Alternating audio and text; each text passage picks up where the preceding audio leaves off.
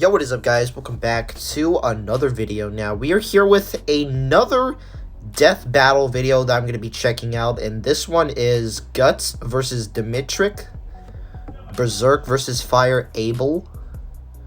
Never heard of these characters before, and I've never heard of the Berserk and Fire Abel. I never heard of these before, and I'm sorry that I have not seen these because, well, I've never heard of them. Nobody ever told me about this. No one, literally no one. So I don't know anything about these characters. So I guess I could learn I guess I can learn who they are in this video. So yeah, if you guys want me to learn something more about these characters, I could search up on Wikipedia or Google or anything else, or background checks on these characters. I guess I will. So yeah, but anyways, if you guys are new to the channel here, make sure you are subscribed. Anyways, let's go ahead and check out this death battle. Guts, the brutal black swordsman of Berserk, and Dimitri, the savage savior king from Fire Emblem. I hope my battery doesn't die, because this video is 20 minutes long. Into a broken, traumatized, unstoppable one-man army. He's Wiz and I'm Boomstick, and it's our job to analyze their weapons. Dimitri is an anime? To find out who would win. Oh, Fire Abel's an anime? What? Never heard of that. Trust me. In the realm of Midland, life really sucks all around. Demons run rampant, villages get pillages, and a helpless elf fairy has become target practice for some thugs. Batter up! Until walking into the torment comes a stranger clad in black, cleaving through anyone in his way with one humongous sword. Wiz, that weapon is too big to be called a sword, too massive and thick. More like a slab. Why is it twice the size long than any other sword? Jeez, how someone is so strong someone could be stronger than this guy to carry that sword. Well, we're about to get into some really dark shit. Fair warning. Born from his mother's recently hanged corpse, Guts was taken in by a mercenary band led by Gambino, who definitely isn't winning Father of the Year. Gambino put Guts through the ringer, training him with swords way too big for him before putting him into live combat at only 9 years old. Training with such large swords made Guts inhumanly strong, but he needed a different kind of strength to endure the horrendous abuse he suffered from Gambino. So he murdered the bastard in self-defense. He deserved it, trust me. With no home or family to speak of, Guts aimlessly wandered for years as a lone mercenary. They both animated this or something? Impressed by Guts's bold I don't know. I don't know nothing about these. So Guts joined his mercenary group, the Band of the Hawk. Where Guts is gutsy. I never know these. I never knew these two are animated or something. Is there a game on this or something? I already see the manga right here. Respect and glory with Griffith and his group. For the first time, Guts found true friends and comrades to rely on. But when Griffith realized he couldn't keep Guts at his side, really bad things happened. Upon the eclipse, Griffith summoned a bunch of demons, became a super demon himself, and sacrificed Guts' new friends to the abyss. If that wasn't bad enough, he marked Guts with a demonic brand, then raped his girlfriend Casca, forcing Guts to watch as his eye was split open and he was forced to tear off his own arm. Yeah, really bad things. Guts barely escaped with his life. He vowed to brutally murder Griffith and every demon. Okay, man. No small task, even for him. And every big task needs even bigger weapons. Guts' bread and butter is the enormous Dragon Slayer. 6.5 feet long and weighing over 300 pounds, Dragon Slayer is absurd. In Guts' hands, it can cleave through plated armor and even demons with skin of corundum, a real-life metal that is harder than steel. And since Guts has made killing demons his favorite pastime, Dragon Slayer was exposed to so much demonic blood that it exists on the astral plane, meaning it can harm any supernatural monster. God, this thing's heavy. Guts also carries a collection of explosives and throwing knives, but I'm partial to his mechanical arm, complete with a wondrous invention of a repeater crossbow and a secret cannon. That's neat and all, but they aren't as awesome as Dragon Slayer here. God, how does he do this? Okay, the repeater crossbow is pretty cool. Strong enough. Fire a volley of 4 to 5 300 pounds. He can lift the entire sword. Hey, if you gotta lose your hand, replacing it with a goddamn super gun is the way to go. Even demons are afraid of this thing. See ya, Snakeface. With his He's the demon now, since these demons are afraid of him. And everything in his way. Be it an army of trolls, a supersonic elf fairy, or some Bible thumper whose blows were like cannons. But while Guts took the physical challenges in stride, his mental strife was a different story. He had demons to deal with, literally and figuratively, always tormented by his inner beast of darkness. Guts tried to shoulder this trauma alone, even for a time leaving behind Casca, who survived but was mentally broken. Nothing Wow. would replace the comrades Guts lost during the eclipse. However, through his resilience, he eventually saw the dangerous path he was on, and so reunited with Casca, and eventually came to depend on new companions.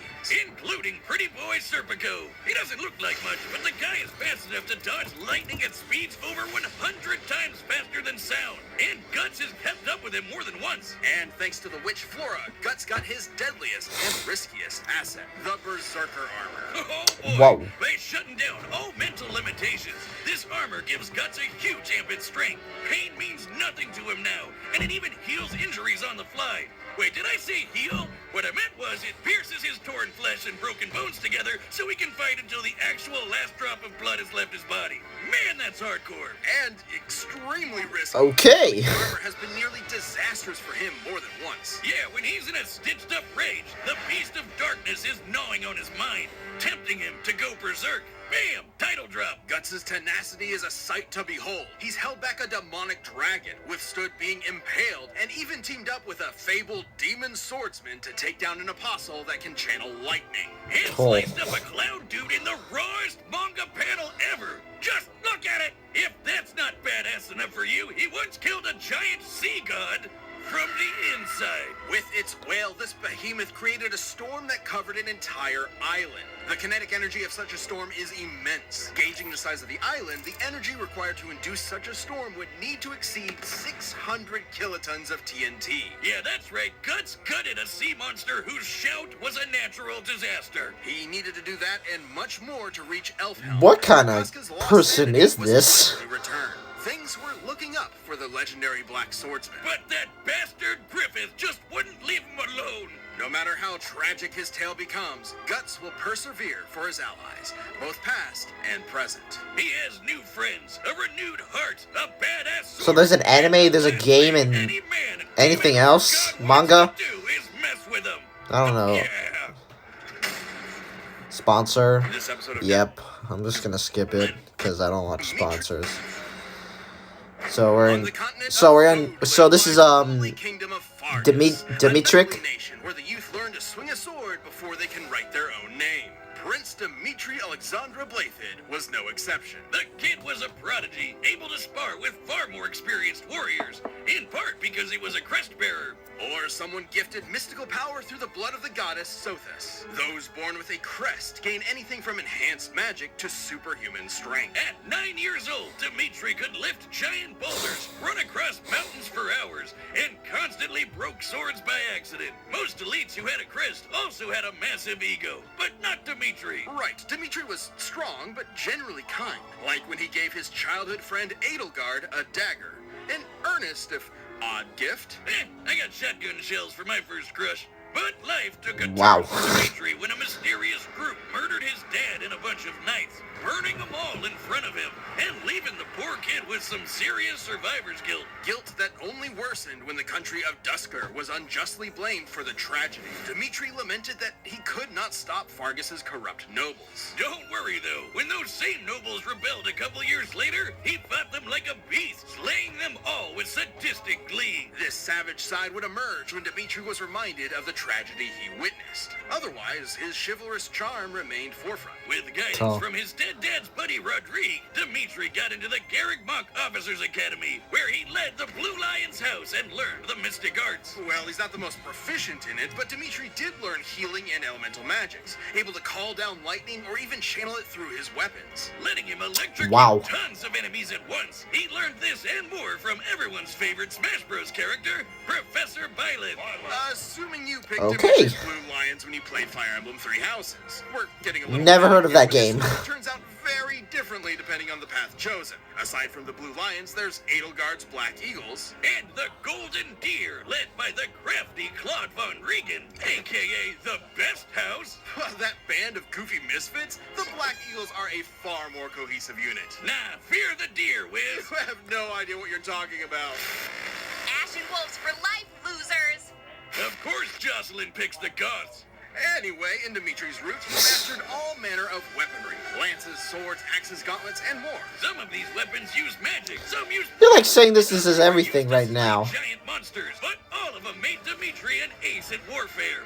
Especially when Byleth taught him some special skills. The seal movement technique stops foes in their tracks. Frozen Lance skewers enemies with ice, and Swordbreaker boosts evasion against blade users. To top it off, Dimitri can enter an awakened state for even more power. Dimitri led his classmates through thick and thin, but everything changed when he suspected the one behind the tragedy of Dusker was his old dagger friend, Edelgard. Dun dun dun! To end Fodlan's oppressive rest system, Edelgard and her empire declared war on Fargus and the Church of Seros. Dimitri could be cruel before, but after this betrayal, he snapped, vowing to kill every last one of them. For 5 years, he slaughtered the enemy, all to appease the voices that called for Edelgard's head. He's not exaggerating. Dimitri truly believes his dead loved ones cry to him, unable to know peace until he claims vengeance. As if Oh. Prince-turned-murderer hobo wasn't scary enough, he wields the ultimate lance, the hero's relic,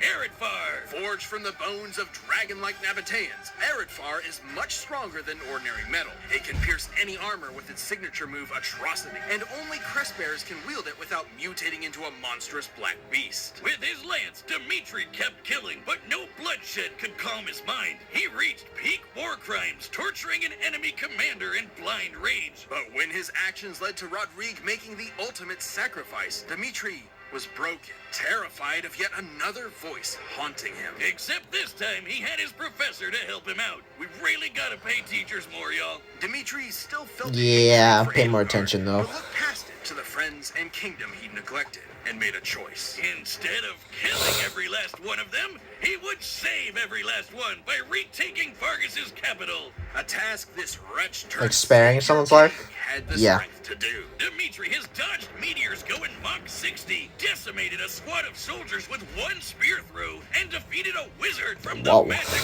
Illuminati. This is Talus, whose power shook a futuristic underground city. And Dimitri just walked through his magic like it was nothing. Dimitri's also more than a match for Edelgard, who, in her route, bested the Archbishop of the Church of Seros, Rhea. This is important because after dragging it up, Rhea survived 2 exploding javelins of light, aka magic nukes. Jeez, and Dimitri can fight on her level. What? Indeed. But in the end, despite half a decade of slaughter, Dimitri was hesitant to kill Edelgard, in part from learning she wasn't responsible for the tragedy. Still, both monarchs had ideas for Fodlan that were simply incompatible. And then Edelgard pulled a fast one with that old dagger present. Dimitri definitely felt that irony.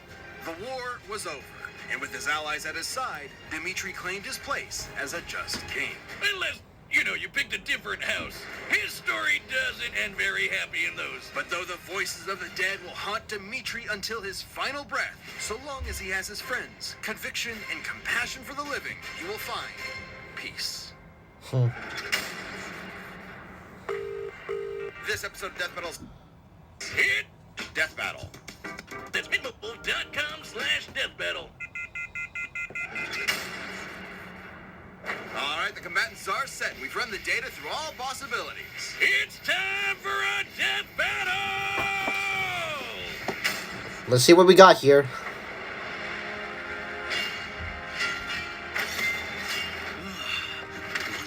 men strong. What drives your slaughter? Save the high and mighty crap till you're dead. Having a feeling that Dimitri would win, because there's no way he could defeat that guy, right? I might vote on Dimitri.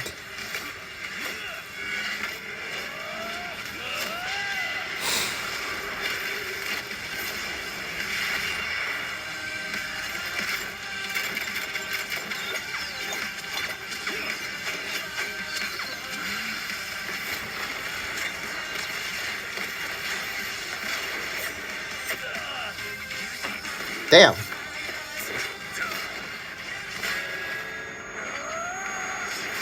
Oh!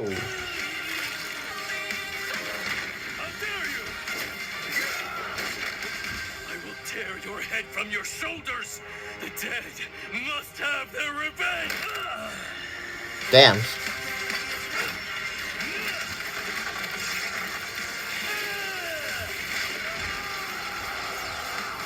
Oh gosh. Oh! I would not survive that.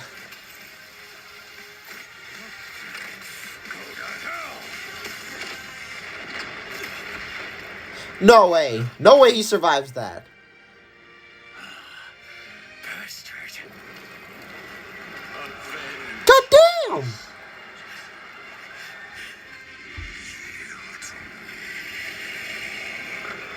Promise, I'll kill them, all of them, down to the last one. Oh, he's got his armor. He's got his armor out. He's got his armor out.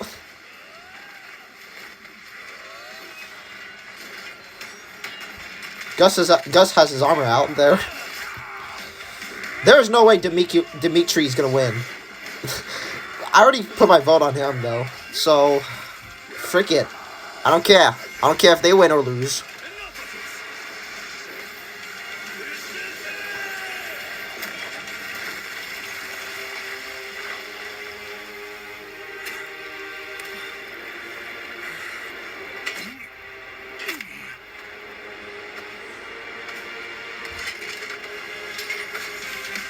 Oh.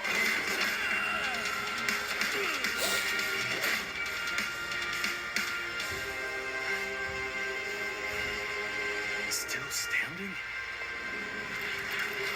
What the? So we're both shackled to the dead. You foul beasts will not have his soul!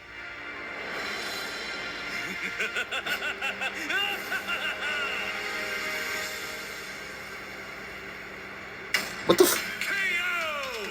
I don't know what's scarier, Dimitri the demon or Guts still standing there.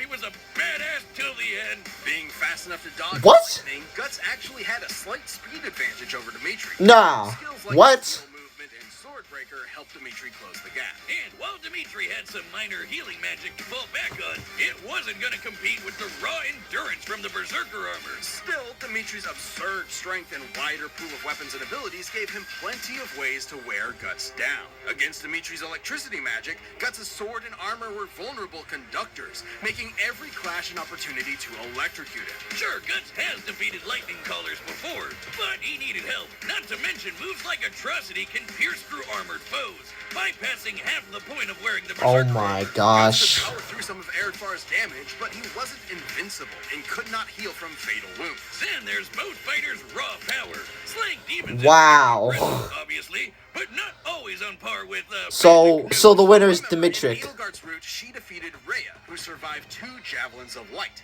In Dimitri's route, he defeated Edelgard, while she was a powered-up crest monster. That happened. So, if Rhea could take on the Javelins of Light, Dimitri should be at a similar level. So, let's find out how strong a Javelin is. In Fogland's lore, several Javelins decimated a forest, forming the Valley of Torment. However, the exact number of Javelins used to create the valley was never given, making the power of an individual Javelin unclear. But we do know the Javelins in this attack were supposed to hit the Garrigmok Monastery, until the goddess Sothis noped them away and they hit the forest instead. We also know that the Javelins of Light are not limitless, with typically no more than 6 being used at once, even against structures similar in size to Garrigmok. So, if a similar amount were used in the attack that made the valley, each Javelin would pack a payload that's over 3 gigatons of TNT. Even if we severely lowballed this Wow. and said the destruction was divided between 10, 50, or even 100 different Javelins of Light, surviving 2 Javelins would still be greater than the best of Guts' feats, even scaled to the Sea God. Guts' persistence meant he wouldn't go down easy, but against Dimitri's inhuman strength, devastating abilities, and fervent willpower, it was just a matter of time before the vengeful king wore through him. Saying it makes me berserk, but Guts could only go so far, is... The winner is Dimitri Alexandra Blathid. Okay, I did not expect that. Thanks for watching. So yeah, that was the video there. Oh my gosh, I I had my vote on Dimitri. I did not expect he would win, because whenever I vote a person that has like the useless weapons, they literally won. What? Oh my gosh. I don't know. I don't know what to say about this. I mean, all I can think of is the death battle, that how good it is, how good it was, how gory it is. It was good though. Oh my gosh. But yeah, I'll check out another death battle video soon. I just need time. Because like usually there's a lot of SML and a lot of TV shows that I gotta watch though. So well, a lot of people want me to do a lot of TV show and anime reactions though. So I'll get into those soon though. But yeah, if you enjoyed this video here, make sure to subscribe to the channel, and I'll see you guys in the next video. Peace out.